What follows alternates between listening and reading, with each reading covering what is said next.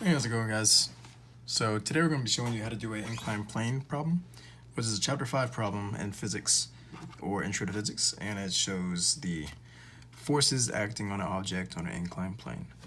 So let's go ahead and come up with a problem. Let's say we have a box that's mass is around 10 kilograms, sitting on a plane at an angle of 30 degrees, so theta, respect to the horizontal. Alright, so the first thing you want to do in these problems is go ahead and draw your free body diagram out. So what you're going to want to do is make a right triangle that this box is going to be sitting on.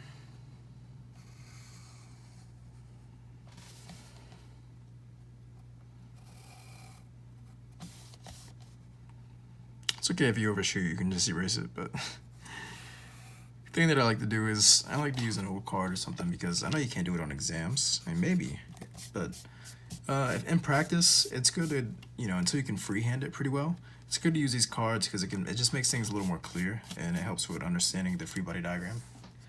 Alright, so what do we have here? We have a right triangle. This angle is going to be theta because it's respect to the horizontal. And this is going to be your 90 degrees. So here we go, we have our box sitting right here.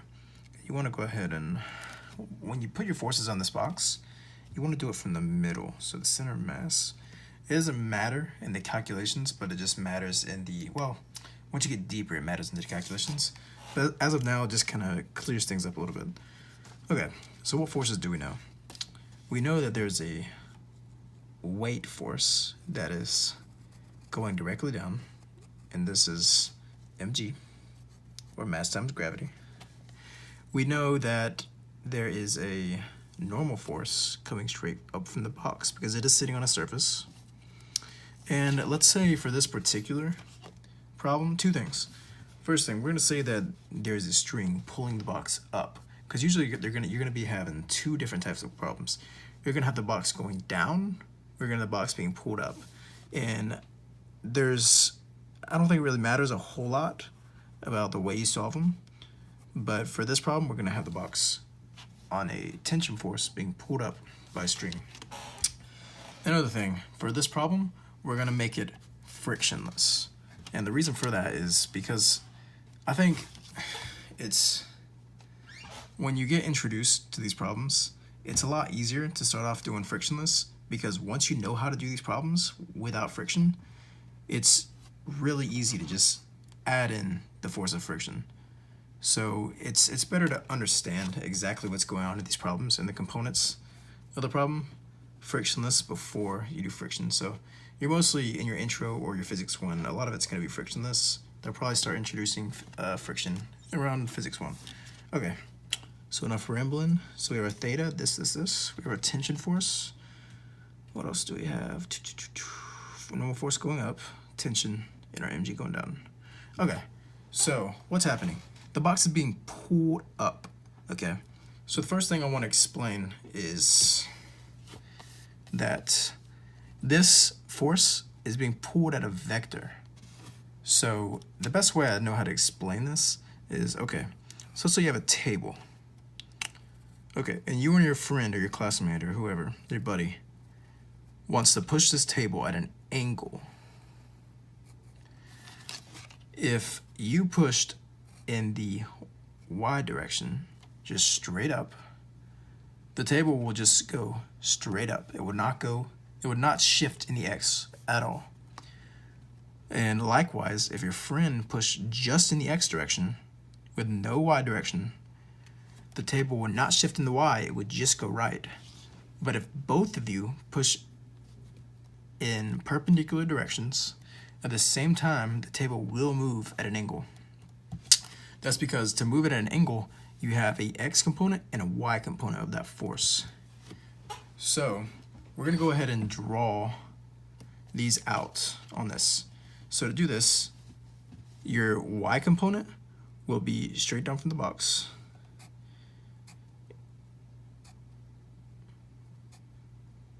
And your x component, you want to make the x component parallel to the incline. All right, so a little bit of overshoot. Erase that. Okay, So you have your force in the y, and you have your force in the x. And this value is your theta. And I can explain that because like, you don't really need to know why, but if you want to know why, I can explain it real quick. You have the 90 degrees here. You have a 90-degree value here. So basically, this value, which we know theta is 30, so we know that value is 60. We know that value is 90. So if we have 60 and 90, we know that that's 30. So we know that that's theta. Okay, so with that said, the next step would be to, you don't have to do this step, but I think it makes it a lot easier, is to kind of focus on this triangle that we just made and blow it up. So let's go ahead and rewrite this triangle over here.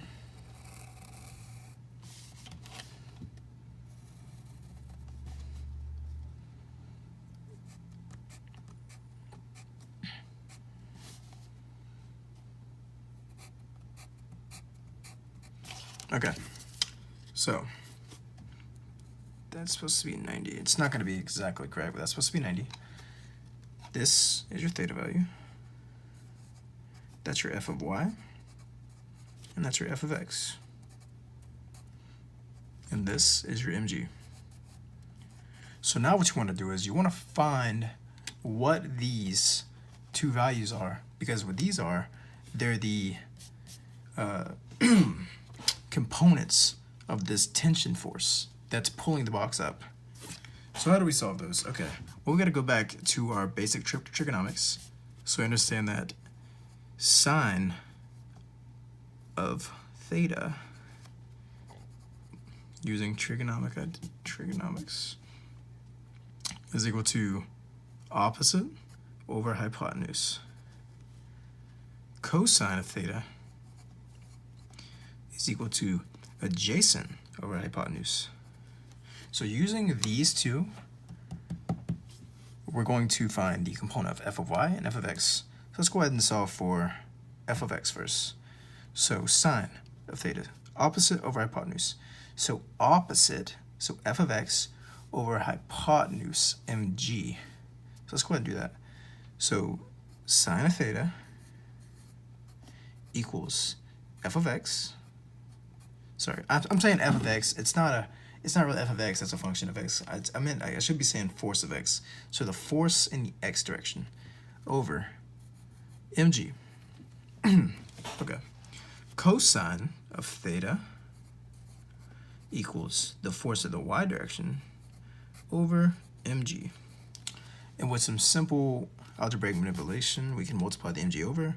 So it's sine of theta times mg equals the force in the x, and the cosine of theta times mg equals the force in the y. So now we have both of these values solved.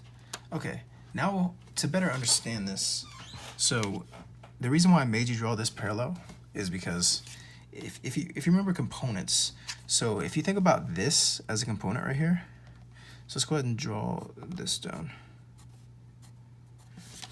This and this are equal, and this are equal. So if you do it on this side,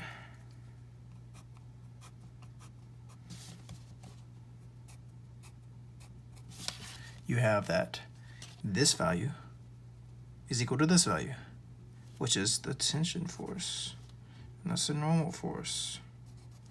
And you have this value is equal to this value, which is also equal to this value.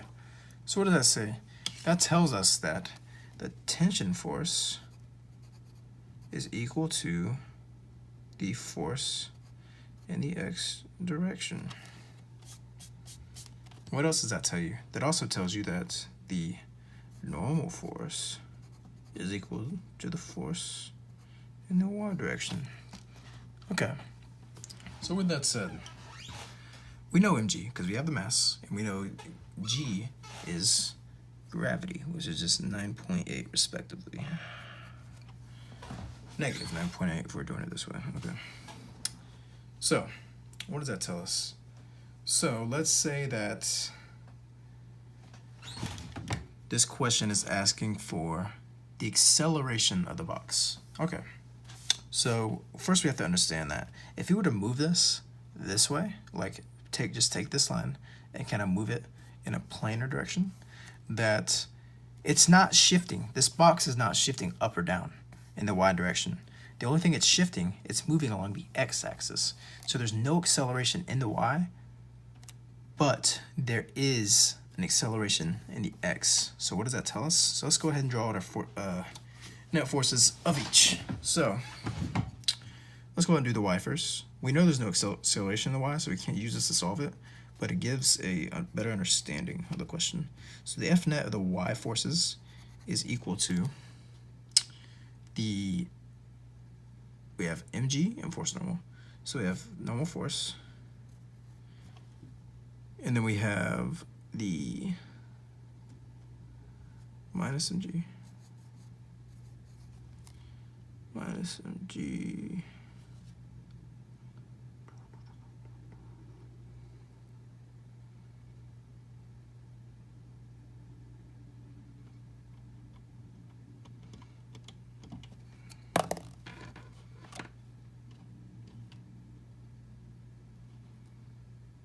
Did I mess this up?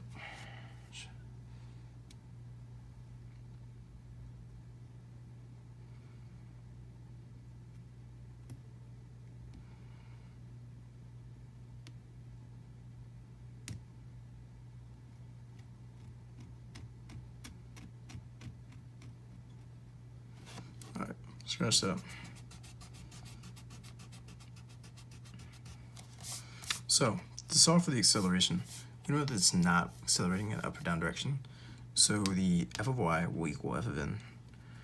So in the x direction, we know that t equals f of x. So let's go ahead and draw our net forces in the x direction.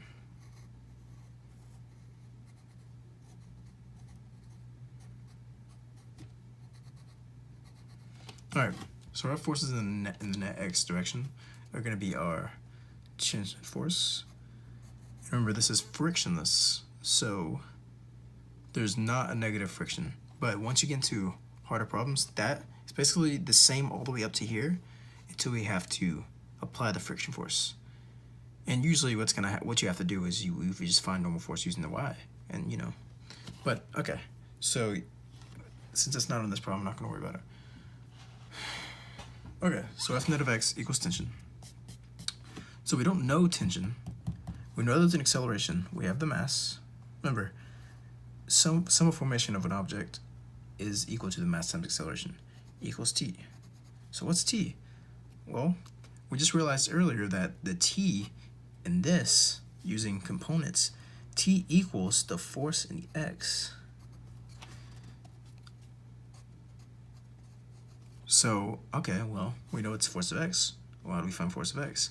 Well, we solved that down here earlier. So mass times acceleration equals the sine of theta times mg.